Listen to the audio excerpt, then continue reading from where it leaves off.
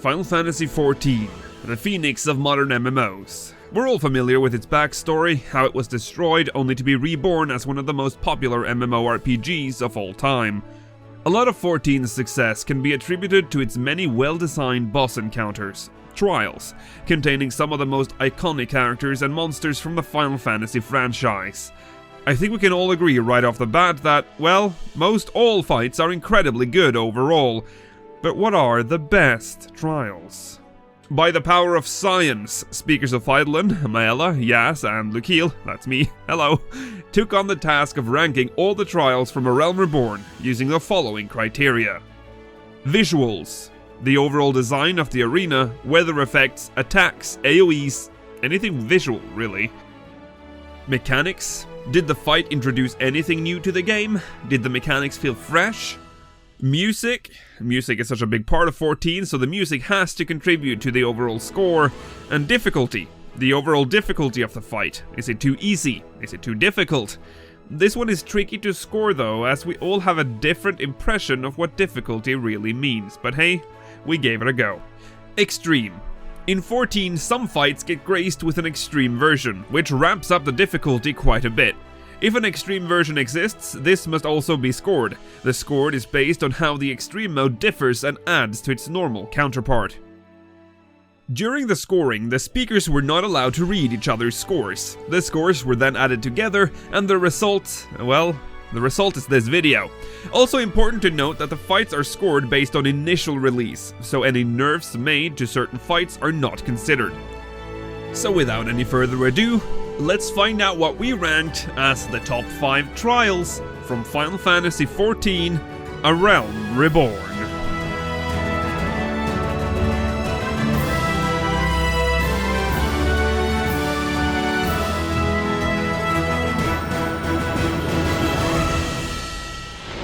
Number 5. The War Leader. Starting off this list is none other than your boy, Leviathan. This fight was introduced in patch 2.2 and saw the Warrior of Light facing off the King of the Sea atop a floating platform in the middle of the ocean. During certain parts of the fight, Leviathan will jump out of the sea and strike the platform, causing it to tilt, sending all party members sliding across the deck. The fight contains several mechanics that were entirely new at the time. For instance, Leviathan's head and tail being two different targets but still sharing the same HP pool. The head and tail also had debuffs that would resist either ranged or melee damage. The music is often brought up when talking about Leviathan.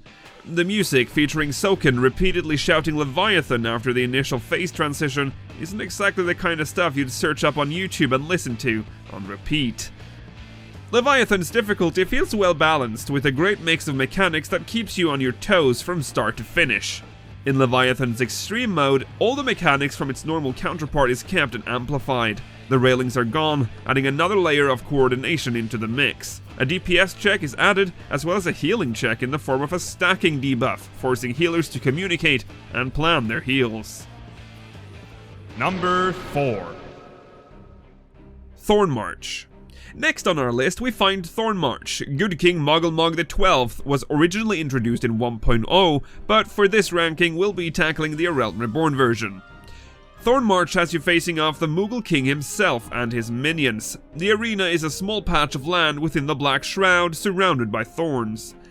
The weather effect covers the arena in a slightly pink-purplish haze, making for some great visuals later when the fight gets hectic. This is not a cookie-cutter one-boss fight, as in order to get to the main boss, you'll have to kill off his royal guards, consisting of 7 Moogles. I'm gonna try to read their names now.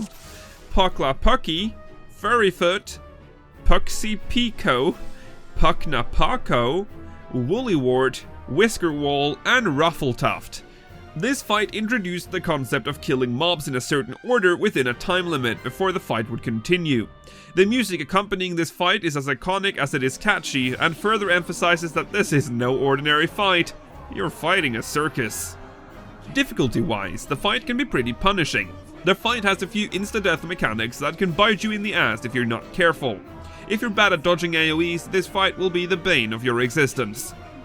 In the extreme version, the fight gets mental. Although mechanically the fight is still the same, but the attacks hit harder and new mechanics are added.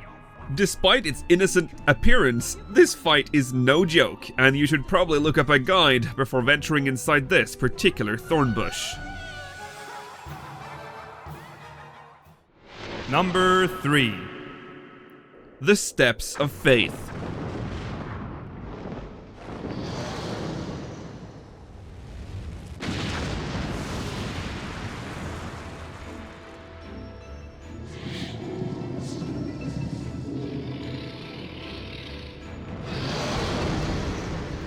Remember what I said about pre-nerf? The Steps of Faith was introduced in patch 2.5 as a main scenario requirement, leading up to Heavensward. This fight threw everything we thought we knew about 14's trial system out the window. This boss was not here to play nice. The boss is, first of all, not stationary, nor does it take aggro on anyone. It's simply walking forward while ads spawn around it. All taking place on the giant bridge leading into Ishgard. The fight also forced the 8-man party to communicate, as it required dragon killers to be fired and chains to hold the giant dragon down. The bridge was also covered with cannons, which absolutely had to be manned to deal with the unending waves of fierce ads so as to not overwhelm the party. During the entire fight, Ishgardian knights and soldiers fight alongside you in a desperate attempt to slay the dragon before it can reach the gates of Ishgard. The fight also had a set enrage timer, unheard of for an MSQ fight. If the dragon made it to the end of the bridge, the trial was over, and you're back to square one. The theme is a swelling orchestral piece that only intensifies as the fight goes on. As the final shield falls, the theme changes to a more urgent sounding piece, really ramping up the epicness of the fight. The fight got heavily nerfed after a massive community outcry, but we still remember you, Steps of Faith. We still remember you. Number 2. Earth's Fount. This fight was introduced in 2.5 and featured none other than Odin atop his trusty steed Sleipnir. The fight itself was actually introduced earlier, during the 2014 FanFest, where attendees could test their might against the legendary boss.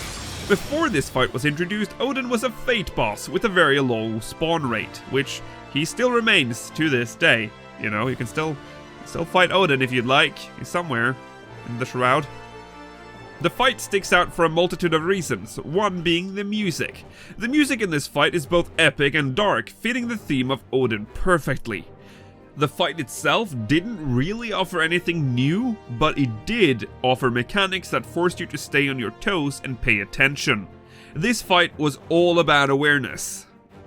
Most of the mechanics would also apply debuffs of varying kinds. Some would cause you to bleed, others would cause slow or heavy. Almost all of these mechanics involved large AoEs, which all hit for a ton of damage. To make matters worse, Odin himself would auto-attack with great strength, around 1300 damage, which at the time would make most healers cringe, considering most of your party is suffering from a bleed debuff or is heavied and unable to escape AoEs.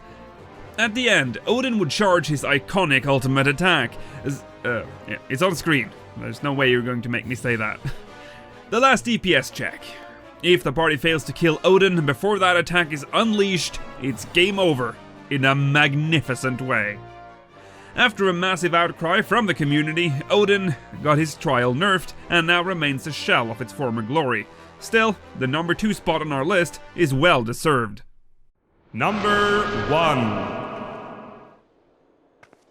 You should never have come here, Warrior of Light. Akafa Amphitheater. Number 1 on our list is none other than the Ice Queen herself, Shiva, and her glorious Akafa Amphitheater. Introduced in patch 2.4, this fight contains everything that made an A Realm Reborn trial good.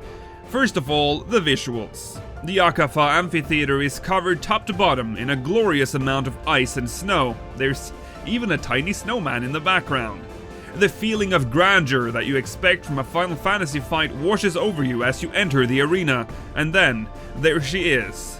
One of the most iconic entities in the Final Fantasy franchise, Shiva. The fight contains several mechanics that would later be reused again and again in 14's lifespan, as well as refreshing old ones. The fight also introduced perhaps the most badass face transition to ever grace A Realm Reborn, Diamond Dust.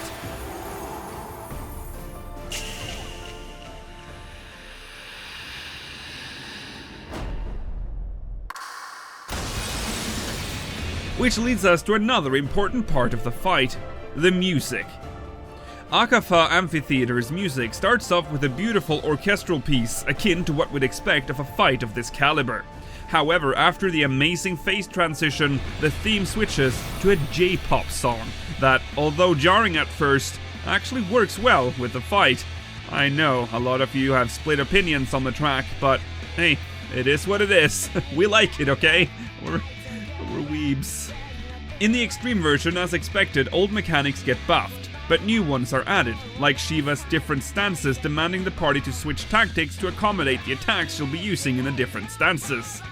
Overall, Akafa Amphitheater feels like a love letter to Final Fantasies of the past, a homage to Shiva as a Final Fantasy icon, and a perfect fight to put as our #1 trial from A Realm Reborn.